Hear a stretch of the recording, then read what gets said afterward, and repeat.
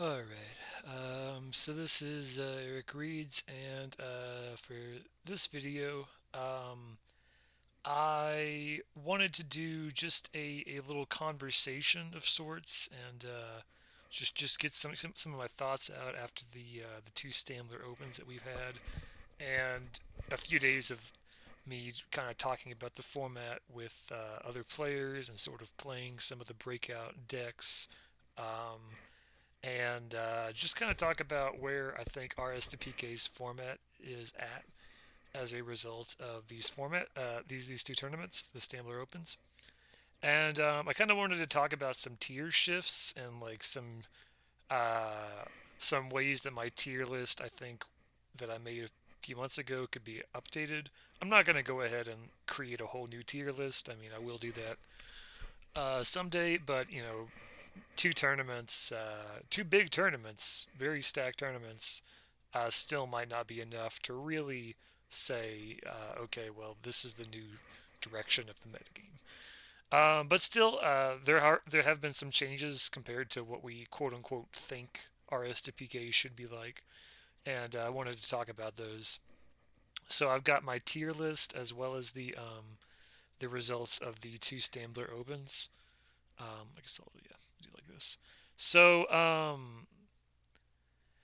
I'll kind of uh, I'll kind of use the metagame tab here as well as just looking at the actual placings of the decks themselves. I think it's important to look at both. Look at how many people are actually playing these decks, and if those decks are breaking into the top cut. Um, and so, like for example here, at this most recent Stambler Open, we see four Meta Knight decks, but they had a pretty bad conversion rate, and nobody particularly did great. Chaos Law going 4-3 is, I would say, definitely impressive, but the rest of these results are not anything to write home about. Versus something like Baynet, there's two in the top eight, one bubbled, and Rogar's 4-3 is respectable. So yeah, so I want to kind of go through some of the big things that we can take away from this. So the first thing I wanted to note is that Bayonet is kind of the elephant in the room here. There was only one at the first Stambler Open, but Rogar was able to get third place with it. Had a great run with Bayonet. And after that, we saw several players trying out Bayonet in the second Stambler Open, and Kenton getting top four, Jay getting top eight, Yumi Forest bubbling, and Rogar having a respectable record. I mean, that's very impressive for a deck that I think a lot of people had kind of, you know, not had on their radar as being a top deck. The reason why people don't think it's a top deck, and the reason why I don't think it's a top deck, is because it's very susceptible to drag trode, and depending on the build, it can be susceptible to other things. It can be susceptible to Railer, to Ratlock, to Bomb Tar, and just a whole bunch of other like top decks it can struggle with. It does command some good matchups though. Like I think it does well against Guard of War, and there's a lot of decks that I think it just kind of if you're thinking it's like a B tier deck, it does better than a lot of these B tier decks would against against Nidoqueen or against Arcanine or whatever. It's just the problem is it really does bad against a select few decks depending on what it plays. But we saw here that players were able to take very different approaches to it. We see, I believe Rogar and Umiforce played the same list. If it's not the same list, they're very close to each other. So with the thick Lunar Rock package, the Jolteon Star, a little bit of a Castaway Engine, the Phoebe Stadium, the high warp count. Um, Jay taking a completely different direction and going full in on the Phoebe Stadium and the warp points, the warp energy, and just honing in on that. with a smaller Lunar Rock package. And then Kenten playing a pretty wild one with Mew Star, Fire Mew, high Crystal Beach count, relatively low energy count, quadruple reversal. So I think that going forward, Bana is going to be a deck that people start actively preparing for. Decks like on around that level, like Scizori X or let me just check my tier list, but last time I had Bana kind of towards the middle of the pack in B tier, but now I think it's absolutely proven itself as an A tier deck. Um, and I'll talk about why I think that some of its bad matchups are not quite as noteworthy as maybe it seems. So Bayonet is definitely the biggest winner from this, I would say. Um, it did well. It had high representation and it had high conversion. And I mean, what more can you say? It's had an incredible run. Um, Something that has virtually disappeared is is Mutric. Sorry, I'm just trying to navigate this a little bit. Okay, so I click there. All right, sorry, y'all. Something that's completely disappeared is Mutric. Like I'm pretty sure there was no Mutric at this tournament, either of these tournaments. We did see pretty high counts of Dragonite EX um, at both, and I believe one of them, yeah, Ashley Richards topped the first, and nobody topped the second one. So 5 players and 1 conversion, and not the greatest win rate either for Dragonite. Certainly impressive top the the first time around from Ashley though. But overall, Dragonite, and this is Dragonite EX to say nothing of Mutric, and the fact that it's just kind of really been kneecapped by this format is interesting. I guess Mutric is just really not a very. I kind of said it elsewhere, but it's really not a very sexy deck. It's kind of just like, well, this is a deck that's sort of you're using the same move every time. It's like a lock deck, but it doesn't really have like the grind game to beat the other lock decks, and it's not very dynamic most of the time. Like most of the time, it's just like, yep, I'm just hitting disconnect every turn until I win. And with Dragonite EX Delta, a lot of them play different attackers and different. It has different outs to it, and it uses Dragon Roar, and it plays Latios EX, and it can play a lot of these other things. I mean, we see like these other Dragonite EX variants down here, um, and so I think that those being lower on the people's priority list doesn't even necessarily mean that they're bad. They're worse than what we're seeing here, but um, I think that it could be. I mean, if nobody's playing Mutric and Dragonite's kind of having spotty results, then I think that that says something about their viability. And it's difficult to really say that a whole bunch of decks struggle a ton versus either of these at the top echelon. Like, I feel like most of these decks are fairly prepared to deal with, 40 damage plus trainer lock. Um, and I haven't played with Dragonite or with Mutric, but I would just say that generally speaking, most of these decks are fairly equipped. Um, and like the first week, I even teched for him. I teched Mr. Mime EX into my Ratlock, but there was no Mutric, and I think there was one Arcanine. No, there was zero Arcanine even. So that was just not didn't come up at all. But so I think that Mutric had the greatest fall. I mean, it was the only A tier deck by my count, A tier or above, that received absolutely no play at either event, and that's kind of wild. And who knows if we're going to see that going forward, or if this was just a one-time thing. Usually you kind of expect to see one or two Mutrick every now and then, but not at this one. So if you are if you're thinking about the meta as a whole, maybe prepare less against Mutrick in the future. Maybe you can prepare more against these against Bombtar or against Bayonet or against these lock decks. Um, what else have we got here? Bomb Champ is kind of a difficult deck to gauge because, as far as I can tell, only one person.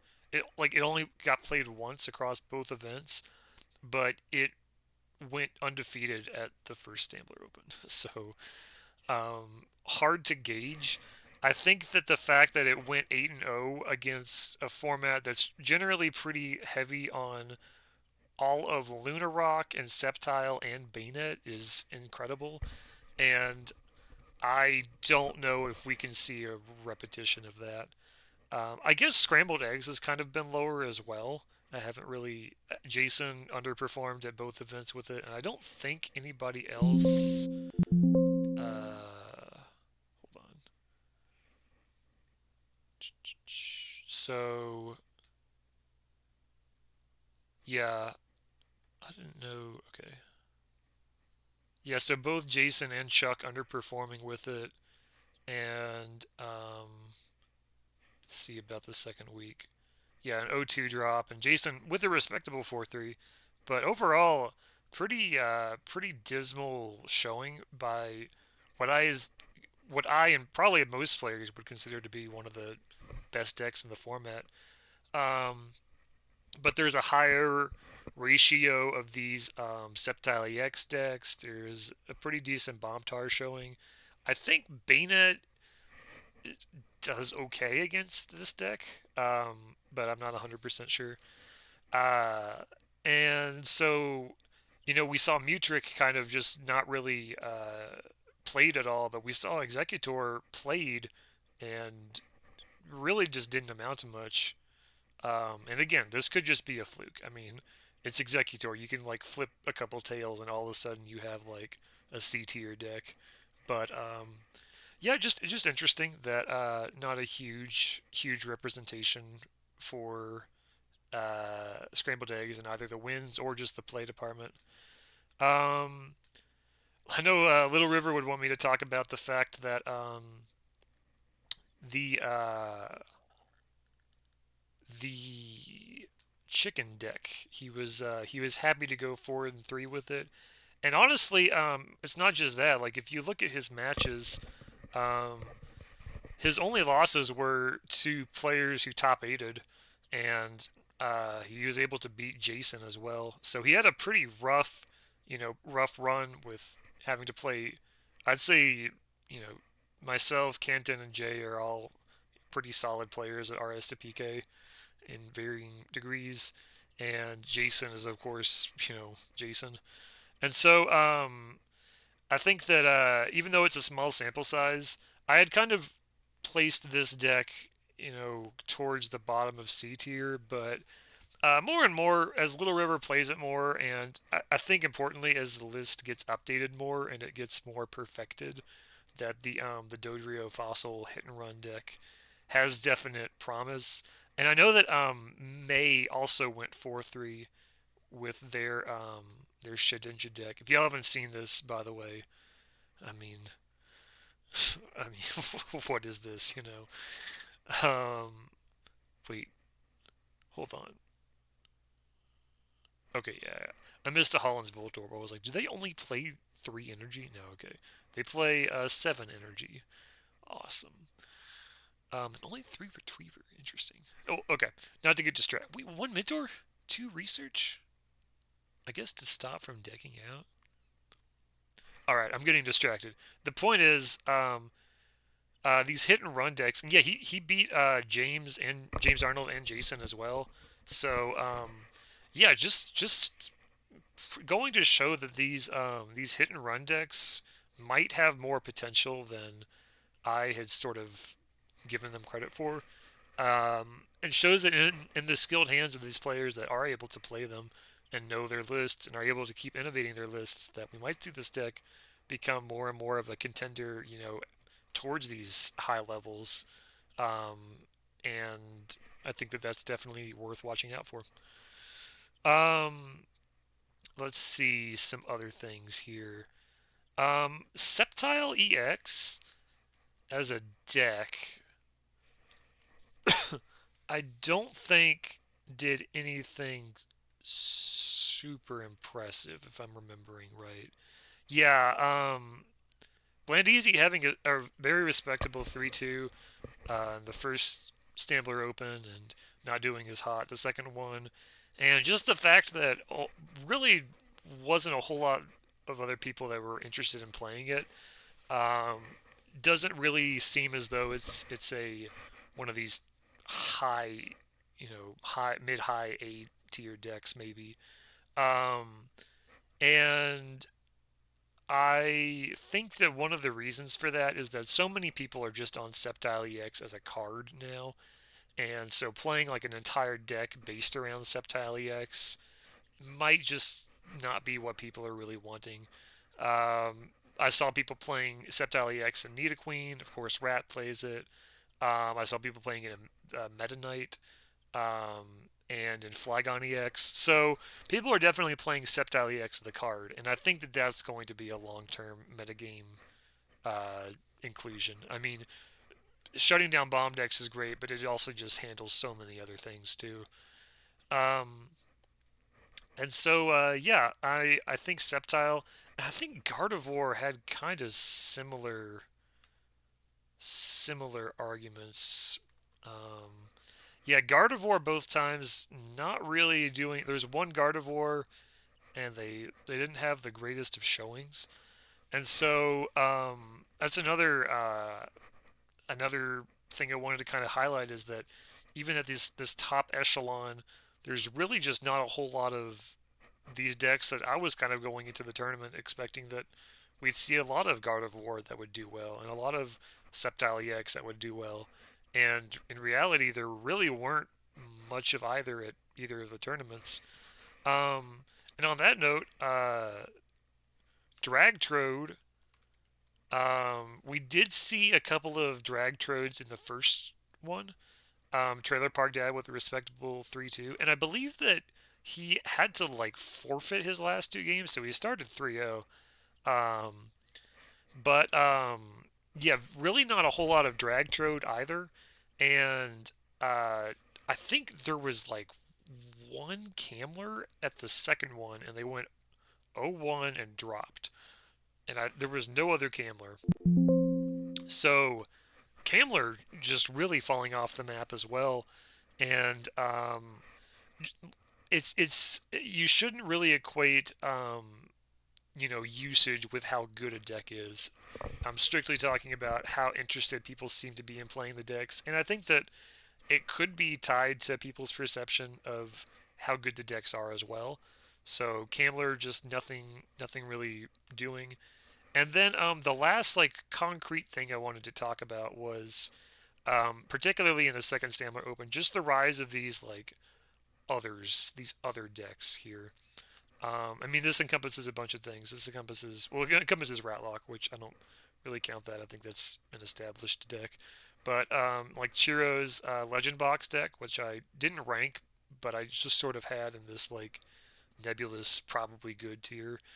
Um, and we saw Killerix with this really crazy sleep porter deck that um, I think this has some. Wait, who were the matches? Yeah, well, it had some pretty respectable wins, honestly. Beating Ashley Richards, Umi Force. I think those are both pretty solid players. They've had good results. And taking losses to Tord, Q, and Rogar all are respectable losses. And of course, Q's deck, Cradley. I mean, what a game! What a run from this deck that a lot of players didn't even know about, and those who did know about it, I mean, I had heard of it. It looked cool, but I would never have expected that it would go on the tear that it did. Um, and that deck, I mean, I think absolutely should belong somewhere at least in the B tier, if not, you know, somewhere higher. I've been playing it out a lot, and it feels extremely good to me. There are some meta trends that can work against it, like I think Latias Delta can shut it down in a way that's hard for it to deal with. And anti-rat cards just are kind of rough for it, even if it's not like a pure rat lock deck.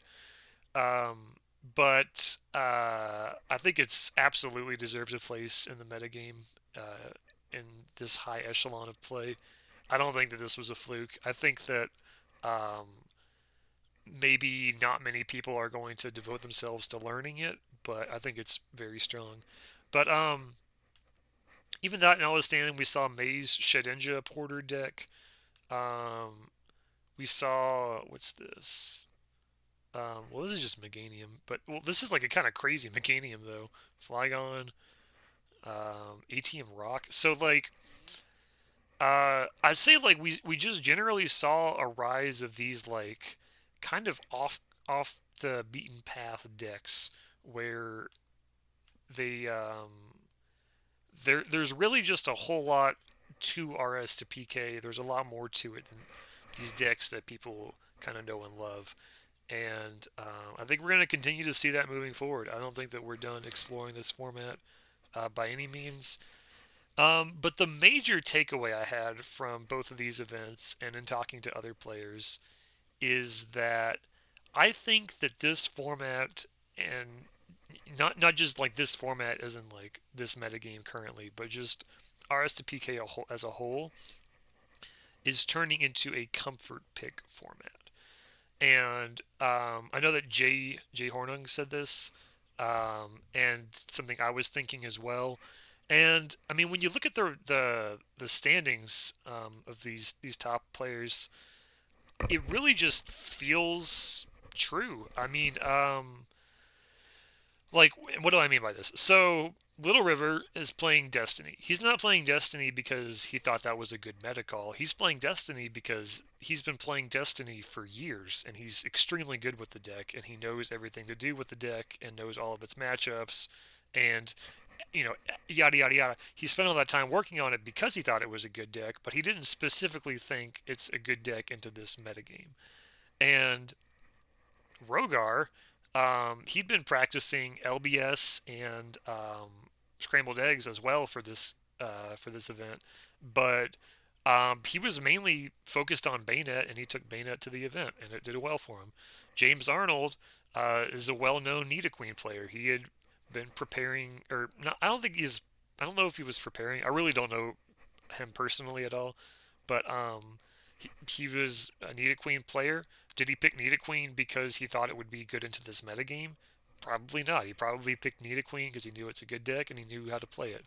Um, and like Tomioka, same way. I know that he is mainly a bomb caddy player, and he brought it to this event probably because he thought it would, he would be able to succeed with the deck. The deck's good, and why try to metagame? And we see this at the second one too. Chiro has played Legend Box for years, and he's extremely good with the deck. Jay played Bayonet because it's a deck he knows. He didn't really test for the deck for the tournament. It's a deck that he's just comfortable with. Um, I played Ratlock both times because it's a deck I'm extremely comfortable with. Um, Frosty played Bomb Targets as a deck, so like a lot of these players, almost like a huge number of them, and I mean I don't know Autumn Lamb or Ashley Richards or May that well, um, or Canton really. I don't exactly know. I think he just plays a whole bunch of stuff, but like I know Tord and Q, the top two, played decks that at the end of the day were comfort pick good decks that they just liked playing. And I think that the reason for that uh, is kind of simple, which is when you look at this, I mean, this is just a huge mess, right? I mean, I've got what, like, I don't know, around 80 decks here, And even if you cut out, the stuff here and below, this is probably a solid, I don't know exactly, but probably around 40 decks. And all of these decks, just about all of them, have like pretty major deviancies that can be made in them. I mean, your Gardevoir EX can play a whole bunch of different lists. Destiny can be played a lot of ways. Flygon Delta Box can be played a lot of ways. Nidoqueen can play a lot of decks. LBS can play the Latios variant or the Alakazam variant. Um, uh, Meganium can play all sorts of decks. So there's just a huge amount of decks to prep for. There's a rather limited amount of top players in the format that you can play against for a lot of people. And, I might be like in the entire time I was testing Ratlock, uh, coming up to this event, I might have played against Nidoqueen maybe twice, in that whole time. I don't think I played against Bomb Champ at all, and I consider that an A tier deck. And I'm, trying to get games in every single night. And so it just eventually is like, well, okay, let's say I'm going into a format, let's say there's a tournament this weekend, and I think, okay, well, there probably won't be any Camler, just based on the last two events. There probably won't be very much Mutrick, and there might be a lot of Bayonet. And maybe I would play a deck like Dragtrode that could kind of benefit from an environment like that. But at the end of the day, I've played 0 games of Dragtrode. So I would have to learn Dragtrode, a deck that I don't really have an interest in learning, and then somehow try to play that deck up to a competency level where I think I could, do well against other players that are playing decks they're comfortable with, and then play it into a metagame where, I mean, at the end of the day, I don't know anything about. Maybe everyone just drops Bayonet. Maybe everyone overcompensates and plays Camler. So, it's really like, and this is not the case for everybody. I mean, a lot of these decks I am comfortable with. I am comfortable with Gardevoir, and I am comfortable with Nidoqueen, and I am comfortable with with Flygon EX. But a lot of these decks, I mean, even if I thought it's a great quote unquote meta pick for this format, you know, for me to learn the deck or get it up to the competency of the decks that I'm best with is a pretty significant undertaking, and it's just going to be hard to know which decks are going to see the light of play or the light of day. And I mean, look, there's just so many decks that are good. I mean, if we go to the metagame again here, we see at the first tournament there's 1, 2, 3, 4, 5, two others, 6, 7, 8, 9, 10, 11, 12, 13, 14, 15, 16, 17, 18, 19, 20, 20. So there's 21 different decks here. So huge amount of diversity in terms of what bases you're trying to cover. And we see at the second one, I mean, it was a bigger tournament, of course, but 1, 2, 3, 4, 5, 6, 7, 8, 9, 10, 11, 12, and then 13, 14, 15, 16, 17, 18, 19, 20, and then probably, another 10 here, so maybe 30 different decks. That's huge. I mean, there is not a single deck on here that can reasonably say, like, yeah, I'm good against these other 30 decks. I mean, it's just not going to happen. And tons of variation within them. These Meta Knight decks are very different. These Bayonet decks are very different. Um, and so it's to the point of where I'd say in this format, even though there's so many options and you have to consider all of your options, at a certain point you have to say, I need to narrow down what options I think I'm skilled enough with. If you've played a bunch of Ryegs and you've played a bunch of Bomb Tar and you've played a bunch of LBS, those are kind of your decks you can pick from. And if you haven't played any of Camler, then maybe, don't try to pick it up just to learn it for one event. Stick to one of these decks that are going to be good and are going to be fundamentally sound. Maybe make sure that, they're teched for whatever meta you think you're going to be playing against. Like you might want to play Tauros in LBS, or you might want to play I don't know, a Solid Rage or a Cloister in Ryags, but you don't have to learn a whole new deck in order to succeed. And I think that's really cool. I hadn't really thought about it before this event because in my head I'm like, okay, well I'll play Ratlock, but that's just because I kind of want to prove the deck right now. And going forward, I might want to play other things. But I realized if I really want to, just learn a deck quickly, that's just not going to happen.